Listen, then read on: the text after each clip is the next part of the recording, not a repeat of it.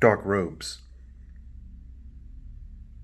I've told this to a select few, and while creepiest, scariest is subjective, in the context of my life, it truly is the creepiest and scariest unsolved mystery. It happened to me and a friend of mine. As a freshman in high school in my hometown of Richmond, Virginia, I was sleeping over at my friend Tom's house. We were watching a movie in his living room when he suddenly got a phone call. I watched as he listened to what was being said on the other line. I watched as emotion poured over his face as he threw the phone across the room. After moments of crying, he told me that a boy at my school had committed suicide. Now, I knew this boy only through seeing him in the halls. My friend Tom and I didn't go to the same high school, but Tom had gone to middle school with this boy. Apparently, he was a friend of Tom's. We decided to sneak out and go for a walk. It was 1990. We were freshmen in high school. Now, sneaking out was nothing new. We always did it. We weren't into drugs or alcohol or partying or anything. We just liked the freedom of walking the streets at night. The discussions were always great. Normally, we'd go walk through a big cemetery that was near my house. It was behind the train tracks that still run through Richmond to this day. We loved the danger of the cemetery, the scares. We were kids. We thought of it as a rite of passage. As we walked along the train tracks leading to the cemetery, we stopped. To this day, I can't explain why. We had walked into that cemetery dozens of times, and on scarier nights even. For whatever reason, we didn't go in there. I didn't know if the thought of death in our minds due to the classmate's suicide was a factor. Perhaps. Regardless, without really saying anything to each other, we stopped, turned around, and decided to head down a nearby street. Now, in retrospect, I do have to say that throughout this walk, things seemed off. There wasn't a car in sight. This was suburbia. Even walking through the town's main street was odd because there weren't any cars. It was roughly after midnight. It was a weekend night.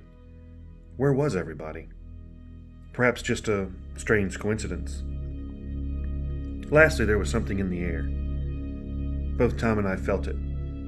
We even brought it up. Feels weird tonight, huh? The air, the lights. So we decided to walk down a dead-end street. At the end of the street was a ditch with a simple up-down and up trail that led to the street that I lived on. Simple enough. Keep in mind as I get into the horrifying part of the story that we were in the suburbs. They weren't old, creepy houses with strange individuals.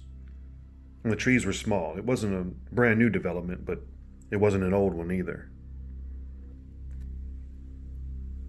So as Tom and I are walking down the street, we're looking down to the road beneath our feet as we talk. I don't remember the exact conversation at this particular moment. Perhaps it was talking about the tragedy that night, but it could have easily been about Star Wars or wrestling. As we approached the dead end, which was a few houses away, Tom and I suddenly stopped. We did so at the same time without saying one word to each other. Our heads slowly turned towards each other, both sensing something, a hair on our arms and backs and our necks standing high. Then our gaze slowly moved forward in unison slightly to the right. That's when we saw it. About 2 houses away in a virtually barren front yard of a suburban home was a dark figure. It was someone or something in a dark robe. No face. No features. Just the robe. Now this figure didn't acknowledge us. Yet. It instead walked or moved in a certain way. I can't articulate it correctly. As if it was walking in circles, slowly, without really walking. It held something that was blowing in the wind, and yes, the wind picked up a little bit as well. Another odd element was the light that illuminated it somewhat. There was a street light a few houses up, but it wasn't strong enough to illuminate this figure. Tom and I were frozen. In fact, I'm almost frozen as I tell you this story. It's been a while since I have thought about it, and thought about that night. So there we stood, frozen in fear, staring at this dark figure, just moving, yet doing so without moving, and it was holding something. Or perhaps what was blowing in the wind was more of its robe. We weren't sure. We stared at this thing for I don't know how long, until it stopped and suddenly looked up at us, as if finally alarmed by our presence. That was enough for us. We ran away as fast as we could. We cut through a side street that was to lead us to a parallel street towards my neighborhood. This street led to a slight hill. As we rounded the corner and started running up the hill in panic, we stopped. Because on top of that hill, we saw another dark figure with its arms raised. We turned around and ran in the direction of Tom's house, which was about 5 miles away. We ran. Time stood still. The next thing I remember, we're lying in the middle of a courtyard of some other neighborhood that we've never been in, gasping for breath. We sat up and without saying a word, we walked in silence back to his house. The air felt normal again, although we felt like we were in a haze of sorts, albeit out of danger. We finally fell asleep in his house. I woke up that morning and went home. A few days later, I rode my bike to the location. Perhaps it was shadow play. Perhaps there was a certain tree or bush or maybe for sale sign or something that made it look like there was something else there. Nothing. It was an open yard. Tom and I didn't speak that night for a long time.